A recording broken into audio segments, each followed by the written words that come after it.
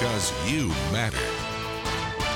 The silver lining of a losing season is the chance to get prospects experience. Tyler Cravey is getting his opportunity now after Kyle Loesch's struggles. Tonight, he got his 5th start of the season as the Brewers look to rebound against the Marlins. However, Cravey got himself into trouble in the first inning, loading the bases, only to see Cole Gillespie drive in all 3 runs with a triple to right.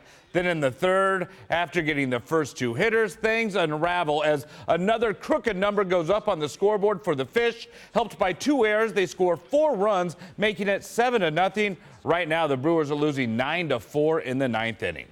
After spending the last few weeks sequestered in the dorms, the Packers players are out of St. Norbert College's living quarters and on their own. But by no means is camp over. It's just an off day for the players and another day for Don Barclay to focus on his role, filling in for a banged-up David Bakhtiari.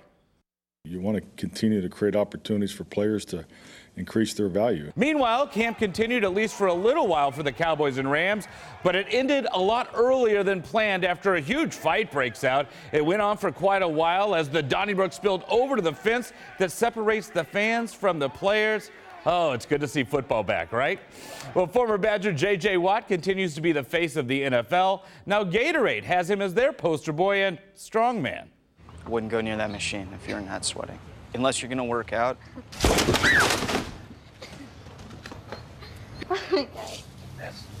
you know what happens when you don't sweat? No. I happen. All day with this!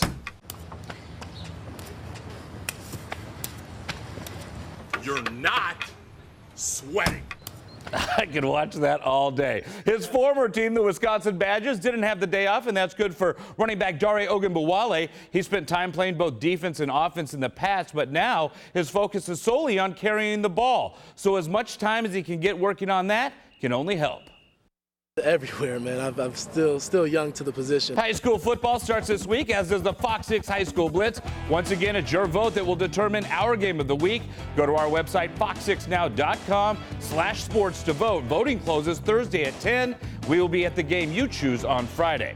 With the PGA Championship over, the PGA Tour has moved on to the Wyndham Championship in North Carolina. However, Steve Stricker isn't among the players in the field this week, and that's by choice. However, his tie for 30th at Whistling Straits has him fired up for next season.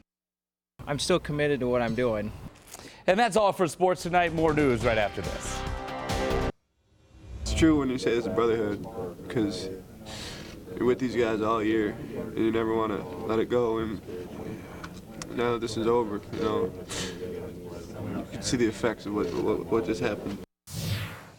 It was an emotional loss and a very emotional time for many of the Badgers Monday night in Indianapolis. 4 seniors had played their final game, and junior Sam Decker was days away from deciding he had as well. It was no secret that Sam Decker's game had improved greatly since arriving at the University of Wisconsin. Already a star, he continued to work extremely hard to get to an elite level. Now the junior will find out how elite he really is by entering the NBA draft. He was highly touted after playing really well at LeBron James camp in Las Vegas over the summer. Then, after a slow start due to an injured ankle, Decker took off, leading the Badgers to the Big Ten regular season and tournament title, a #1 seed in the NCAA tournament, a 2nd straight run into the Final Four, and an appearance in the national championship game where the Badgers fell to Duke.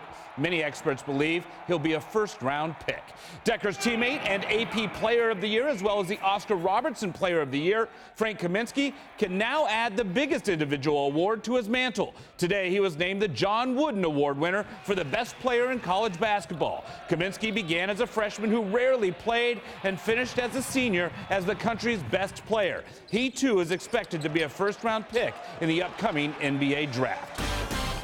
After a 1-game benching, one that head coach Jason Kidd bristled at questions about, Giannis Antetokounmpo is back in the starting lineup tonight against the New York Knicks. Kidd said that it was a lesson for the young player as to why he didn't see a minute during the team's loss to the Cavaliers on Wednesday. Giannis brushed off the situation, saying he learned from it and will continue to work. A win tonight against the Knicks or a Pacers loss to the Pistons would lock up a playoff berth for the Bucks. After losing 6 straight, including 5 in a row to start this homestand, weekend, the Brewers turned to Jimmy Nelson, hoping he would be the stopper tonight against the Padres at Miller Park. And he starts off well, striking out Yangervis Solarte, extending his scoreless streak to 17 innings. He'd give up an unearned run a little later, but his offense helps him out in the third. Chris Davis, a single up the middle. Ryan Braun comes around to score, but Adam Lind, well, he's not so fortunate. He's thrown out at the plate. Then in the fourth, Elian Herrera with a single to left. Shane Peterson comes around, giving the Crew a 2-1 lead. Nelson shrugs off the unearned run and strikes out Andrew Kashner to end the fifth, with the Brewers still holding a 2-1 lead.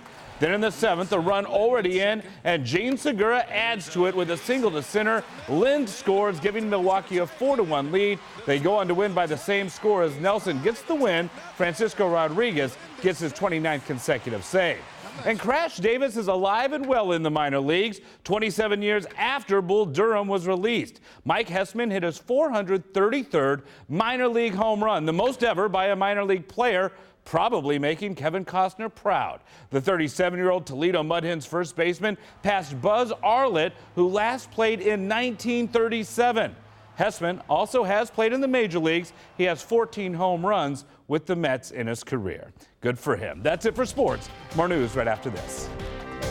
Opening day is just 31 days away for the Brewers, and thousands will treat Monday, April 6th like it's the 4th of July. But before the Brewers and Rockies start the regular season, the Crew still has a lot of work to do in the Cactus League. Today, it's the spring home opener at Maryvale with the Dodgers on hand, but the Brewers didn't have their best showing. Carlos Gomez loses this routine pop fly in the sun, and he drops it. Oops.